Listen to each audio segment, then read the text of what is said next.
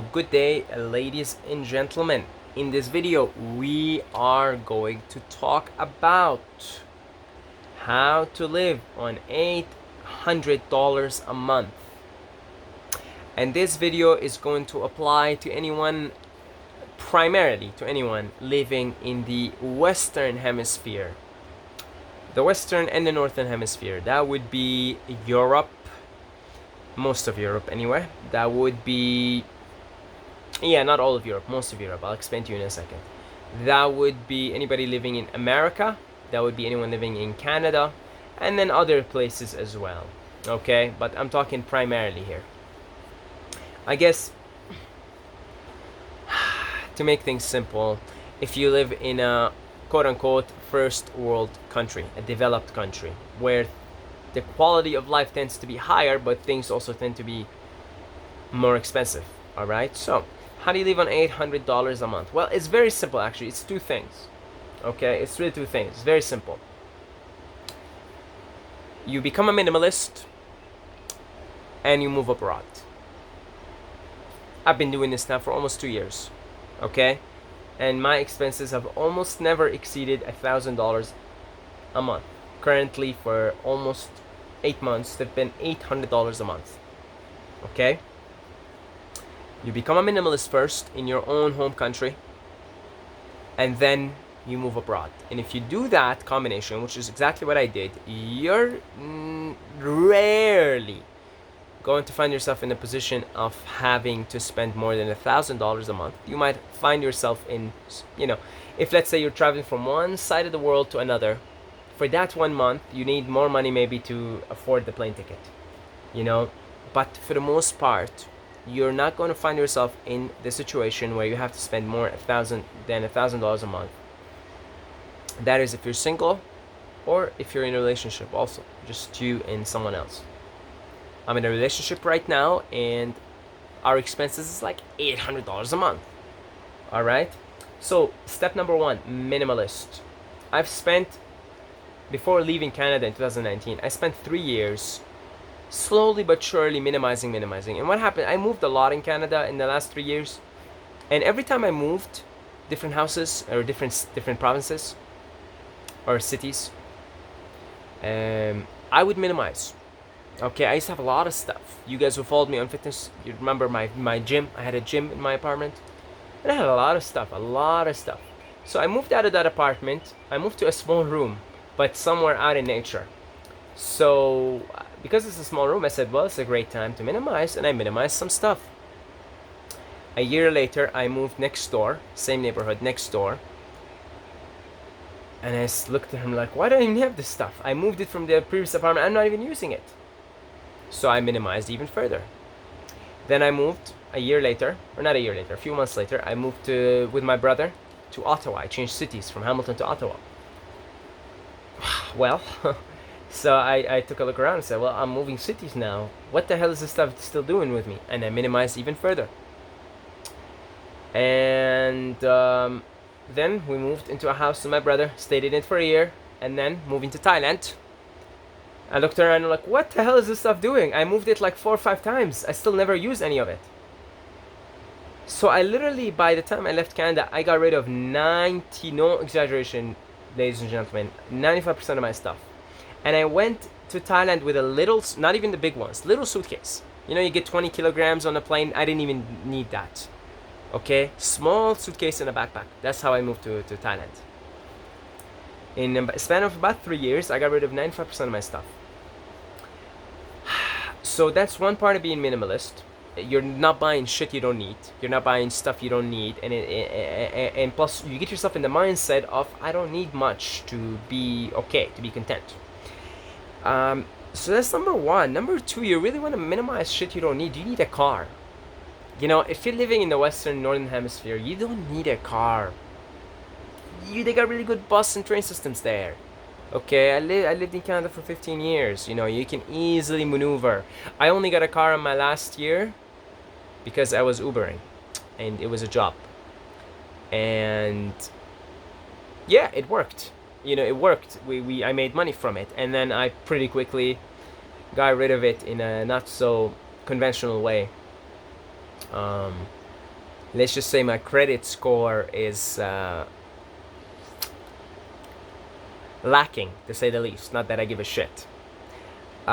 So anyway, I only got a car last year. I used it and abused it, and then didn't really pay anything for it after.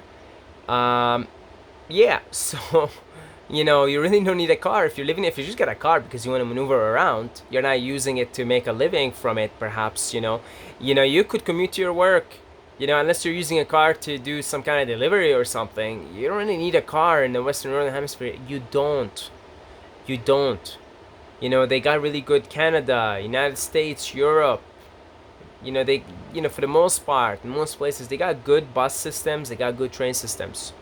Right, I spent three months in Poland before coming here. Great systems, great bus systems, great train systems to maneuver around the whole country. Okay, if you're living in the Western Northern Hemisphere, get rid of your car. You don't need it. You really need it. You don't really need it.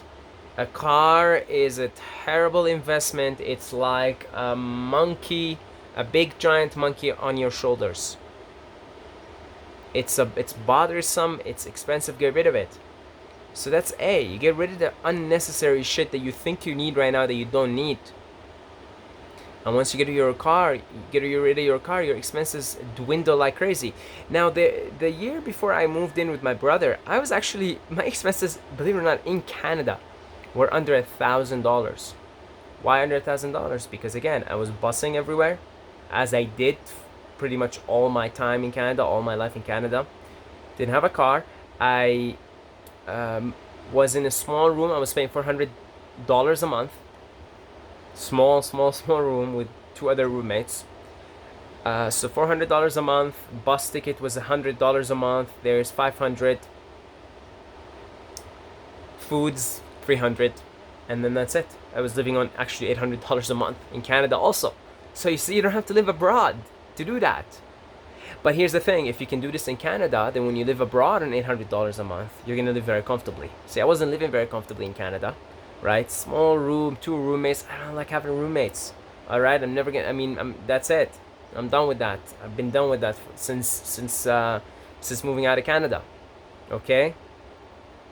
Now my roommate is my lover.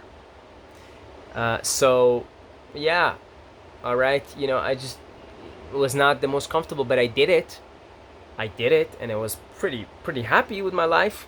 Okay, it's not like my life was suffering. I did it. $400, $300 for food, $100 for the bus thing, and nothing. I would not spend anything on unnecessary anything. Like I don't buy myself clothes. I don't buy myself anything.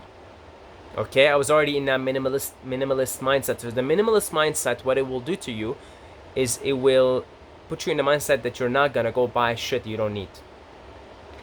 And then it also makes you mobile. You can maneuver around easily. So you have more freedom, more mobility.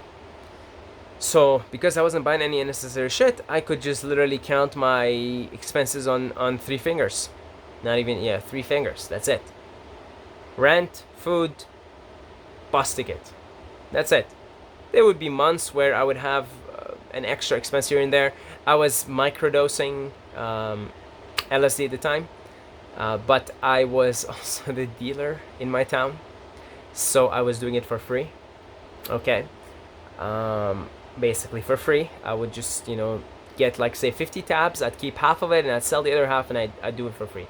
So of course some months I would have just an extra $50. Oh, there was the phone too. The phone was $50. Okay, $850. I was doing about $800 to $900. Okay, anywhere in between that. The phone was about $50. So there is another expense, $850, and then let's say another $850 miscellaneous, so $900. Okay, under $1,000, let's say under $1,000. All right, there'll be months where I have an extra $50 to pay or $100 to pay for something, but I was always, I was always just less than $1,000 a month, and as a result, in those times I only needed to work part-time. I was working part-time in a coffee shop. That's all. I just needed to work part-time, so 3 days a week to cover my ass, and I had those other 4 days, and I was making lots of videos on YouTube, and I was living life. I was living a pretty good life, going to the gym. I was living a pretty good life at that time. Okay, not the most comfortable, of course. always counting my expenses. I had an Excel sheet, my expense sheet, etc. So yeah, I was always counting, and you know, making sure am I covered? Am I gonna cover myself this month? Yeah, it wasn't most comfortable, but it was doable and possible, and you can do it right now wherever you live. Unless you're in like Vancouver or something like that, that's pretty expensive stuff. To find you a room for $400 is probably gonna be a really shitty one. Okay. Nevertheless, it's doable, but it's not comfortable. Let's just face it. So, to make it comfortable, would enter part 2 of the equation. Go move abroad. Go live abroad, and you have an endless amount of options, and they all cost roughly the same. So I'm gonna give you a few places that I went to. All lived under comfortably lived under comfortably, meaning I don't really have to count. I don't have to worry about paying my bills next month. I don't have to count. I don't have to like, you know, like be what's the word? Anyway, I the word. I can't remember the word. Jesus, this is annoying me. Anyway, yeah, I don't have to squeeze myself and be worried. Am I gonna pay my rent? Am I gonna pay this next month? Because I'm comfortable. I always have some extra money, like a few $100s extra a month, from my work, English teaching. And I always have like a few $100, $200, $300 extra, and I wouldn't be squeezing myself. When I was in Canada, I would always be squeezing myself, and sometimes I would like have to go on like get in my car and Uber and just work extra, like for a week, just work like 8-9 hours a day just to get it. Okay, none of that was the case in abroad. So I lived in Thailand, easily live under $1,000, very comfortably, get a beautiful place in nature. You know, the food is cheap. You know, it's cheap. You know, whether you into fruits, you know, the fruits are cheap, especially bananas and things like papayas, especially in Pai, were so cheap, man, so cheap. You get a papaya for like 20 bahts. What's 20 bahts? It's like like $1, like a nice papaya ripe for like $1. You get a bunch of bananas for 15 bahts, less than $1. Yeah, it's really cheap. If you're into just like you know, just restaurant food, that's cheap too. Okay, so Thailand is cheap. Southeast Asia in general is cheap. Cambodia and those places I haven't been to, but they're even cheaper. Then I went to Georgia. Georgia, you know, I mean, it's crazy how comfortable, borderline, not luxurious, but very comfortable. You can get very comfortable places in Georgia, like super comfortable, with like a big kitchen and like newly renovated in a new building. Whether you wanna go to Burjumi, like in nature, or Tbilisi, the capital, oh, so cheap. I found places in Georgia to be like, for the amount of luxury you get with it, I found it shocking. Okay, I really found it shocking. $350, you can get yourself like a peach of an apartment. I had a peach of an apartment in Burjumi, beautiful view up in the mountains. I had like the terrace up, and I would just go out. If you guys remember the view around me, all mountains. I was paying $350 for a peach of an apartment. It had like a laundry machine in it. It had like a fully functioning kitchen, a big living room, king size bed. And I moved a lot in Georgia, to different places in Georgia, and some really peach apartments, peach places for $350 a month. $300 a month sometimes. I paid $300 for like a really, really nice place. And I think the most I paid was $350 a month. So yeah, and then of course the food is, I found about the same price as in Thailand. And now here I am in Ecuador. I mean, it gets even more intense, you know, when it comes to places. Like my place here I'm paying $350. You guys have seen my place, right? You guys have seen. Let me quickly. You guys have seen it. Go back to my previous videos. Let me just fix the brightness thing. Go back to previous videos and watch. I'm gonna quickly here show you, okay? Just quickly. That's kind of enough said here, right? Right, I've got 2 cabins. See, there's another cabin, and look at that. We have a kitchen there. We're in the middle of nature, surrounded by mountains. Okay, we're literally on a hiking trail, right? Spacious place, 2 cabins, like a bathroom, a shower, a fully functional kitchen without an oven. And look at that. Look at that. I mean, it's incredible. $350 for this place. That's it. All right, $350. And food is, I found it again cheap, same as in Thailand, same as in Georgia. They're all about the same. And that's it. That's it. Yeah, I mentioned in Thailand, like, you can get a motorbike, one of those scooters, for like $100 a month also. So your transportation is taken care of there in that sense. Here we take taxis, very cheap, very cheap. Yeah, so our expense is about $800 a month right now. And in most of my 2 years outside of Canada, I have been living very comfortably,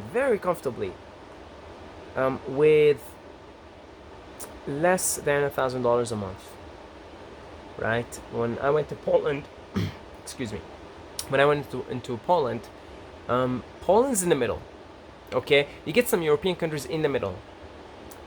If I want the same level of comfort as in Thailand, as in Georgia, as in Ecuador, in Poland, I would have to pay more than 1,000, maybe 1,500. Okay, some European countries like Albania, and what else? You got Albania. Georgia's kind of Europe. It's European culture, so I consider it Europe. So that's why I said there's some exception cases. But if you're like got a bit of a bigger budget, then you can even go to like Poland, Czech Republic. I found some places in Czech Republic. I was gonna go there, but I didn't. I found some places there in Prague. I think the Prague is the capital, for like decent prices. So I guess, yeah, there's places in Europe that are like middle ground. Okay, Eastern Europe would be in that category. Serbia, and I think Bosnia is cheaper. Serbia, Bosnia. I haven't been to those places. I just did a little bit of research because I was always considering as many places as possible. But yeah, if you go to South America in general, in Southeast Asia, in let's say the eastern part of Europe, yeah, it's like under $1,000 very comfortably. But you could do it in your home country too. If you live in UK or America or Canada, maybe not in everywhere. Like, if you're gonna do that in London, maybe that's gonna be really difficult to doable, but you might have to live in like a room with a bunch of rats in it. So it's doable. I mean, I did it in Hamilton. Not the most comfortable. It wasn't comfortable. Okay, it wasn't comfortable, but I did it. I did what I need to do. Okay, so I would say start off with being a minimalist. Stop buying shit you don't need. Get rid of anything that's unnecessary, that you don't really need, especially if it's a car or if it's a place that you got too much space in it. You don't need all this space. You don't need all of this right now. You can get by with something smaller. And that's what I did also in Canada. I was paying for an apartment $800 a month. And that's when I moved to that small room, because I'm like, you know what? I don't really need this apartment anymore. I use it for a gym. I use it for this. I'm okay for now, for a year or so, to move to a small room, because I really just want to have minimal expenses right now. And I did it for a year. Then when I moved to my brother, we moved to a nice place. We paid $1,600. Split between us is $800. So I had to work more to afford the place. Okay? And then, yeah, but then in Thailand and everywhere else, I lived comfortably under $1,000. All right? So maybe in another video, I will give you guys some ideas to make that amount of money, $1,000 a month, so you can begin to travel. Okay?